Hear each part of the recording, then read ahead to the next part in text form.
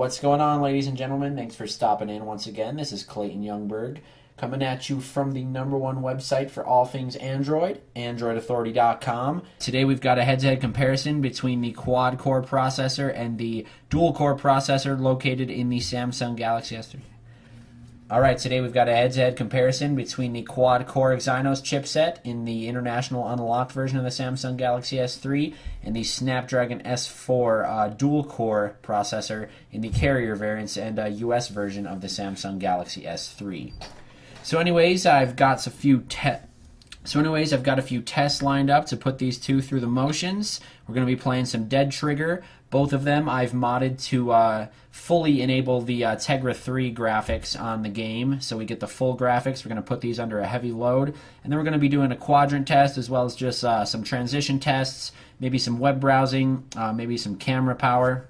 But without further ado, let's check out the Dead Trigger gameplay. We'll open it up on both devices. So you can see our S4 was in a bit of a lead, but I did possibly press it just a bit sooner on the Snapdragon processor. I'm not going to rate the game. Now, even though we got a prompt to rate the game on the quad core, it's still booted up a little bit faster.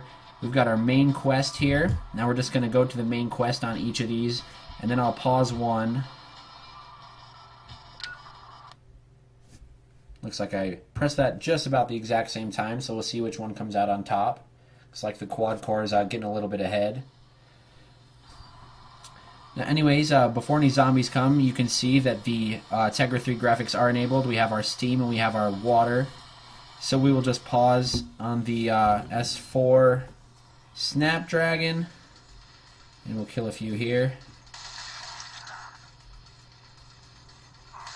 I'm getting killed from behind. Well, it must be this crawler. Didn't know that there was crawlers in this game. So anyways, you saw that. Now we'll do it on our dual-core S4. See, it's still rendering really nicely, our water. And let's kill these guys. A slight bit of lag right there, but our 2 GB of RAM does well.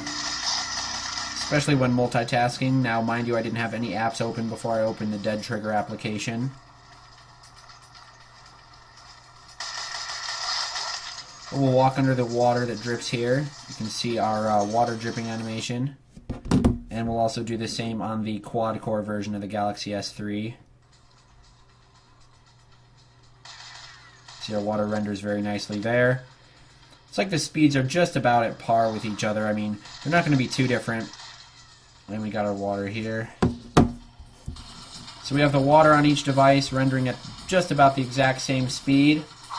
Really nice. And we'll just let ourselves get killed and see if there's any lag involved. And there's not. So we'll go home on each device. And I press them at the exact same time, and it looks like they actually made it there at the exact same time as well.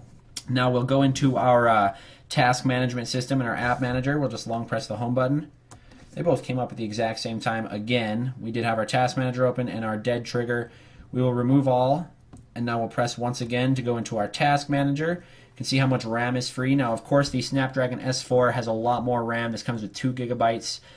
Looks like we have 425 megs used. And on the quad core, we have 406 megabytes used. We'll clear the memory and see what we get then. It's like we got 327 and then we got 325.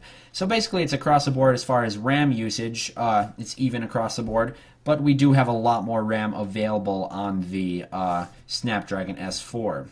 Now that being said, we'll close our task manager just so there's no running apps. And we'll perform a quadrant test. Now each of these are hooked to the same Wi-Fi network. So let's actually see which one completes the benchmark. And we'll actually watch the entire benchmark and make note of the FPS that it's running at. So, let's do this. Looks like I might have tapped the run benchmark just a little bit sooner on the S4, but we'll see if that makes a difference. Definitely looks like our CPU is going a bit faster on the quad core anyways, on the Exynos chipset.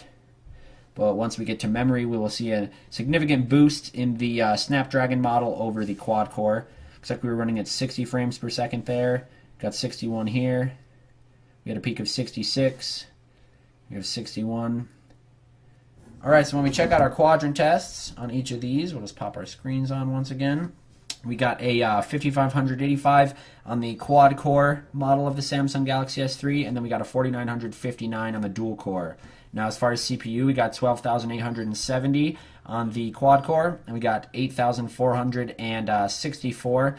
So we got a little more than 4,000 more, on the quad-core model. But then as far as memory, we got 7,034 on the dual-core, and we got 4,486. So we got about 2,000 more in memory on the Snapdragon S4. Now our 2D is just about the same.